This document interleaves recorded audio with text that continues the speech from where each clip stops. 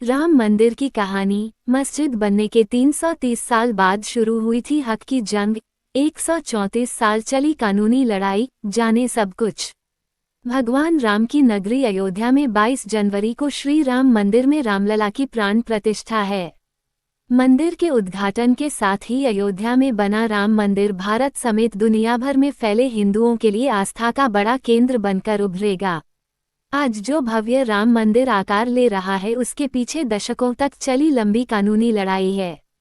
अयोध्या में राम मंदिर निर्माण का सफर काफी चुनौतियों भरा रहा है।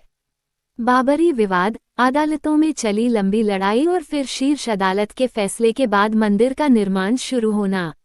अब देशवासियों का 22 जनवरी का इंतजार लगभग खत्म हो गया है।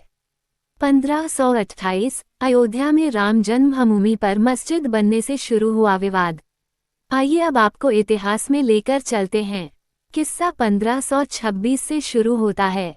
ये वो साल था जब मुगल शासक बाबर भारत आया। 2 साल बाद बाबर के सूबेदार मीरबाकी ने अयोध्या में एक मस्जिद बनवाई। यह मस्जिद उसी जगह बनी जहां भगवान राम का जन्म हुआ था। बाबर के सम्मान में मीर बाकी ने इस मस्जिद का नाम बाबरी मस्जिद दिया। ये वो दौर था जब मुगल शासन पूरे देश में फैल रहा था। मुगलों और नवाबों के शासन के दौरान 1528 से 1853 तक इस मामले में हिंदू बहुत मुखर नहीं हो पाए। 19वीं सदी में मुगलों और नवाबों का शासन कमजोर पड़ने लगा। अंग्रेज हुकूमत प्रभावी हो चुकी थी। इस दौर में ही हिंदुओं ने यह मामला उठाया और कहा कि भगवान राम के जन्मस्थान मंदिर को तोड़कर मस्जिद बना ली गई। इसके बाद से रामलला के जन्मस्थल को वापस पाने की लड़ाई शुरू हुई। 1858 बाबरी मस्जिद बनने के 330 साल बाद हुई पहली एफआईआर।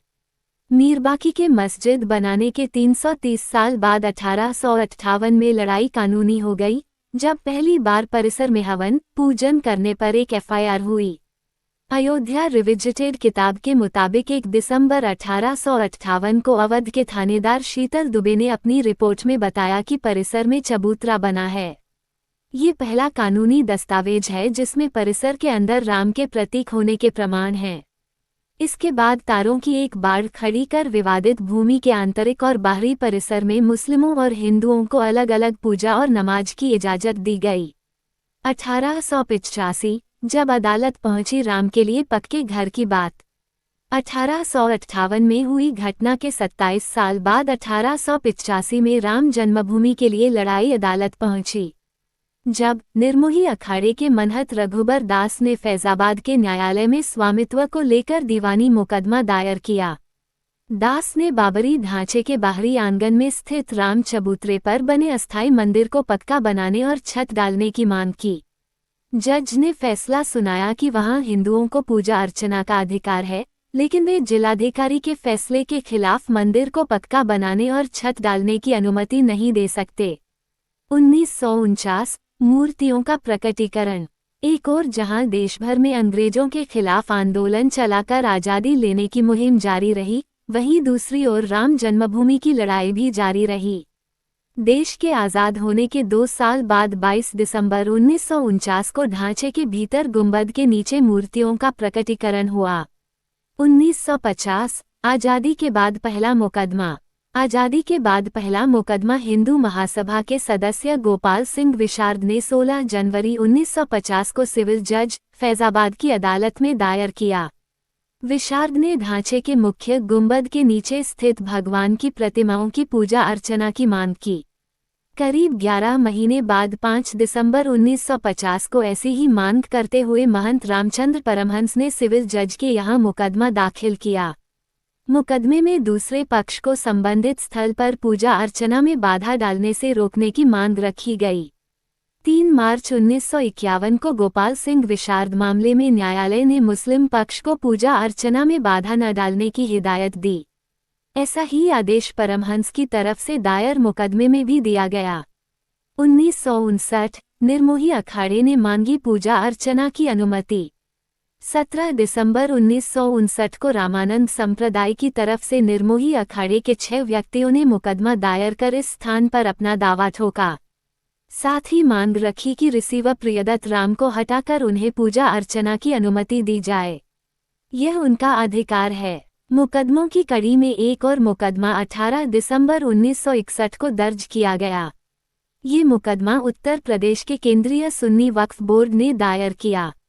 कहा कि यह जगह मुसलमानों की है। ढांचे को हिंदुओं से लेकर मुसलमानों को दे दिया जाए। ढांचे के अंदर से मूर्तियां हटा दी जाएं। ये मामले न्यायालय में चलते रहे। फैसलों की बात करें उससे पहले रामकाज के लिए हुए कुछ और आंदोलनों की तरफ चलते हैं। 1982 हिंदू धर्मस्थलों की मुक्ति का अभियान। बात 1982 की है। ये वो साल था जब विश्व हिंदू परिषद ने राम, कृष्ण और शिव के स्थलों पर मस्जिदों के निर्माण को साजिश करार दिया और इनकी मुक्ति के लिए अभियान चलाने का ऐलान किया।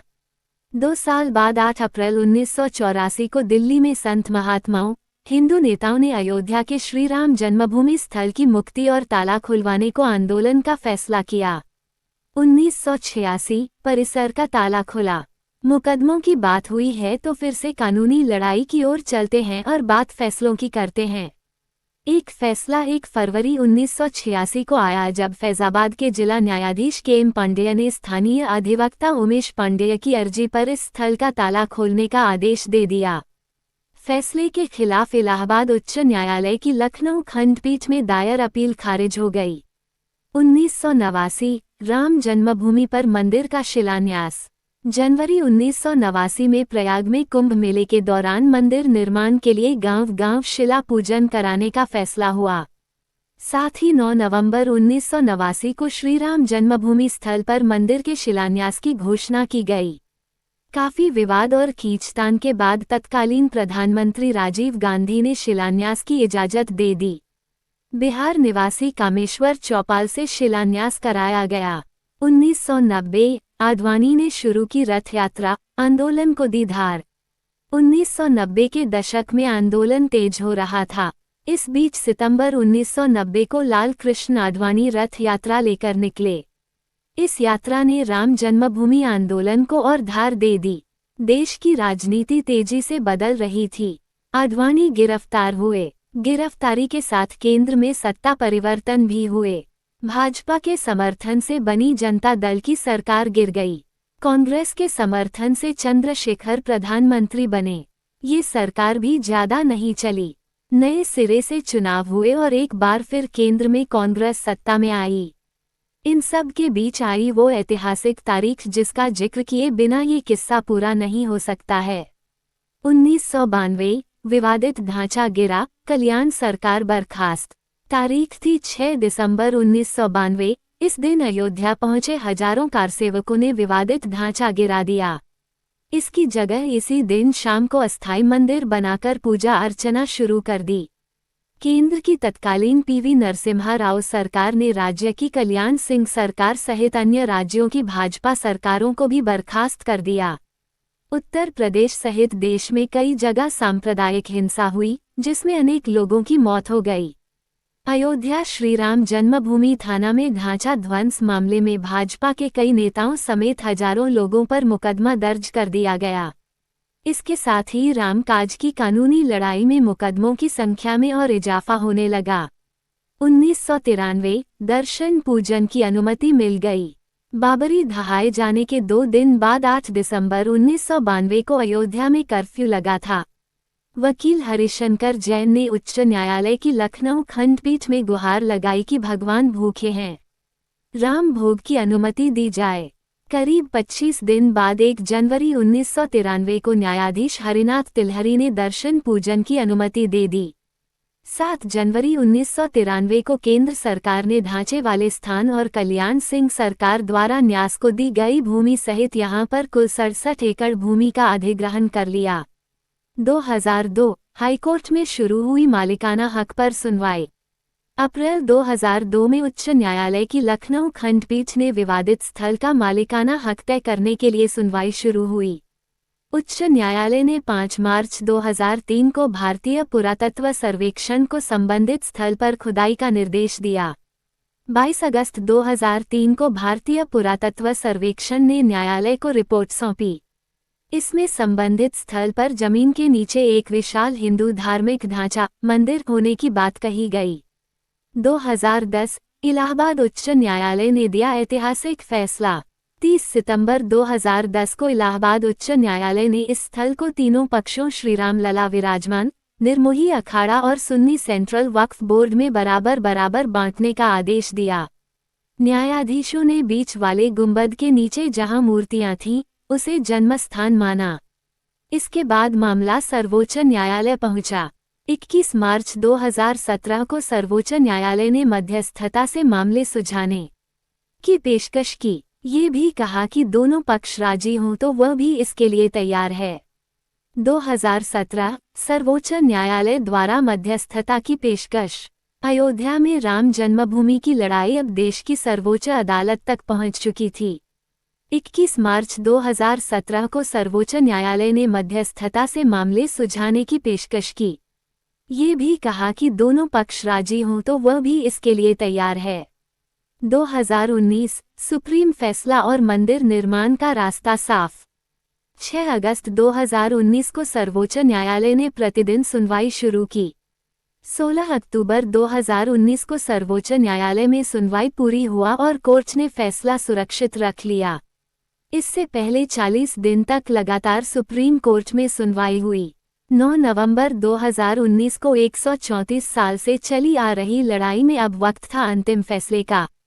9 नवंबर 2019 को सर्वोच्च न्यायालय ने संबंधित स्थल को श्रीराम जन्मभूमि माना और 2.77 एकड़ भूमि रामलला के स्वामित्व की मानी। वहीं निर्मोही अखाड़ा और सुन्नी वक्फ बोर्ड के दावों को खारिज कर दिया गया। इसके साथ ही कोर्ट ने निर्देश दिया कि मंदिर निर्माण के लिए केंद्र सरकार 3 महीने में ट्रस्ट बनाए और ट्रस्ट निर्मोही अखाड़े के एक प्रतिनिधि को शामिल करे। इसके अलावा ये भी आदेश दिया कि उत्तर प्रदेश की सरकार मुस्लिम पक्ष को वैकल्पिक रूप से मस्जिद बनाने के लिए 5 एकड़ भूमि किसी उपयुक्त स्थान पर उपलब्ध कराए। 2020 अयोध्या में मंदिर की आधारशिला के साथ निर्माण शुरू। इसी के साथ दशकों से चली आ रही लंबी कानूनी लड़ाई समाप्त हो गई। अब बारी थी निर्माण की। 5 फरवरी 2020 को प्रधानमंत्री नरेंद्र मोदी ने अयोध्या में मंदिर निर्माण के लिए राम जन्मभूमि तीर्थ क्षेत्र ट्रस्ट की घोषणा की। ठीक 6 महीने बाद 5 अगस्त 2020 को अयोध्या में राम मंदिर की आधारशिला रखी गई, जिसमें पीएम मोदी शामिल हुए। 2024 भव्य मंदिर में रामलला की प्राण प्रतिष्ठा। 134 साल चली कानूनी लड़ाई के बाद अब अयोध्या में भव्य राम मंदिर का निर्माण हो रहा है। राम जन्मभूमि पर मंदिर के पहले चरण का काम पूरा हो गया है। 22 जनवरी 2024 की वह ऐतिहासिक तारीख है जब मंदिर में भगवान राम की प्राण प्रतिष्ठा होगी। 23 जनवरी से मंदिर आम लोगों के लिए खुल जाएगा।